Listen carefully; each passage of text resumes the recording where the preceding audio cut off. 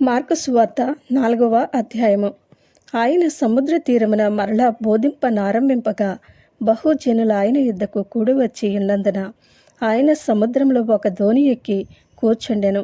జనులందరూ సముద్ర తీరమున నేల మీద నుండిరి. ఆయన ఉపమాన రీతిగా చాలా సంగతులు వారికి బోధించుచు తన బోధలో వారితో ఇట్లనెను. వినుడి, ఇదిగో విత్తువాడు విత్తుటకు బయలువెళ్ళెను.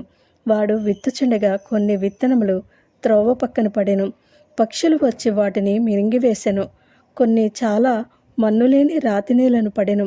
అక్కడ మన్ను లోతుగా ఉండనందున అవి వెంటనే మొలిచెను. కానీ సూర్యుడు ఉదయింపగానే అవి మాడి వేరులేనందున ఎండిపోయెను. కొన్ని ముండ్ల పొదలలో పడెను. ముండ్ల పొదలు ఎదిగి వాటిని అణచివేసిన గనుక అవి ఫలింపలేదు. కొన్ని మంచి నేలను పడెను. అవి మొలిచి పెరిగి పైరై 30దంతులుగాను 60దంతులుగాను 100ంతులుగాను ఫలించెను. వినుటకు చెవులు గలవాడు వినుగాక అని చెప్పెను. ఆయన ఒంటరిగా ఉన్నప్పుడు 12 మంది శిష్యులతో కూడా ఆయన చుట్టూ ఉండిన వారు ఆ ఉపమానమును గూర్చి ఆయనను అడిగిరి. అందుకు ఆయన, దేవుని రాజ్యం మర్మము తెలుసుకునుట మీకు అనుగ్రహింపబడి ఉన్నది. కానీ వెలుపల నుండి వారు ఒకవేళ దేవుని వైపు తిరిగి పాపక్షమాపణ పొందుదురని వారు చూచుటికైతే చూచియు, కనుగొనకయును, వినుటికైతే వినియు, గ్రహింపకయు నుండుటకును అన్నియు ఉపమాన రీతిగా వారికి బోధింపబడుచున్నవని వారితో చెప్పెను. మరియు ఈ ఉపమానము మీకు తెలియలేదా? అలాగైతే ఉపమానములన్నయు మీకెలాగు తెలియననెను. విత్తువాడు వాక్యము విత్తుచున్నాడు. త్రోవ ప్రక్క నుండి వారెవరనగా వాక్యము వారిలో విత్తబడిన గాని వారు వినిన వెంటనే సాతాను వచ్చి వారిలో విత్తబడిన వాక్యం ఎత్తుకుని పోవును. అటువలే రాతి నేలను విత్తబడిన వారెవరనగా వాక్యము విని సంతోషముగా అంగీకరించువారు. అయితే వారిలో వేరు లేనందున కొంతకాలము వారు నిలుతురు. కానీ వాక్యము నిమిత్తము శ్రమయైనను హింసయైనను కలుగగానే వారు అభ్యంతరపడుదురు. ఇతరులు ముండ్ల పొదలలో విత్తబడిన వారు. వీరు వాక్యము విందురు గాని ఐహిక విచారములను, ధనమోసమును, మరి ఇతరమైన ఆపేక్షలను లోపల చొచ్చి వాక్యమును అణచివేయుట వలన అది నిష్ఫలమగును. మంచి నేలను విత్తబడిన వారెవరనగా వాక్యము విని దానిని అంగీకరించి 30దంతులుగాను 60దంతులుగాను 100ంతులుగాను ఫలించువారని చెప్పెను. మరియు ఆయన వారితో ఇట్లనెను. దీపము దీపస్తంభము మీద నుంచబడుటకే గాని కొంచెము క్రిందనైనను మంచము క్రిందనైనను నుంచబడుటకు తేబడదు కదా. రహస్యమేదైనను తేటపరచబడకపోదు, బయలుపరచబడకపోదు. కానీ ఏదియు మరుగు చేయబడలేదు.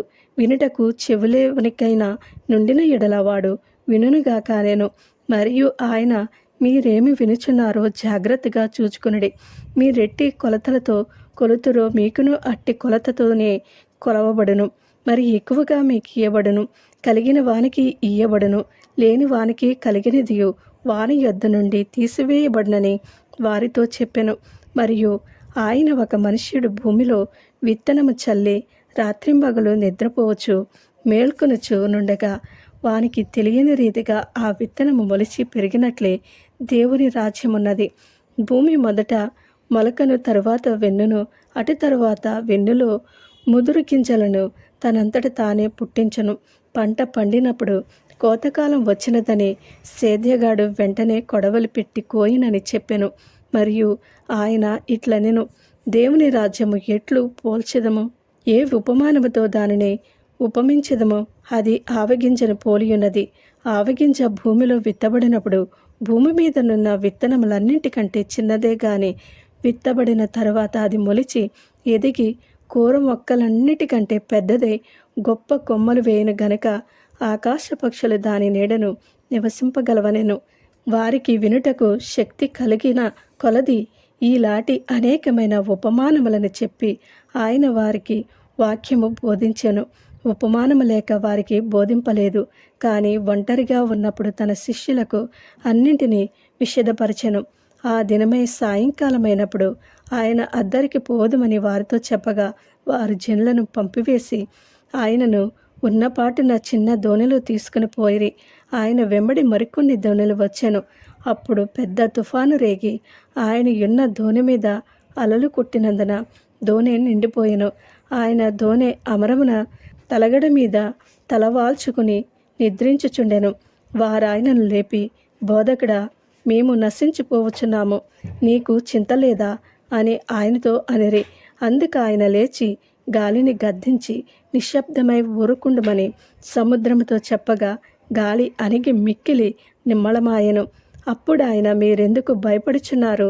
మీరింకను నమ్మిక లేక ఉన్నారా అని వారితో చెప్పెను. వారు మిక్కిలి భయపడి, ఈయన ఎవరు? గాలియు సముద్రమును ఈయనకు లోబడుచున్నవని ఒకనితో ఒకడు చెప్పుకొనిరి. ఆమేన్.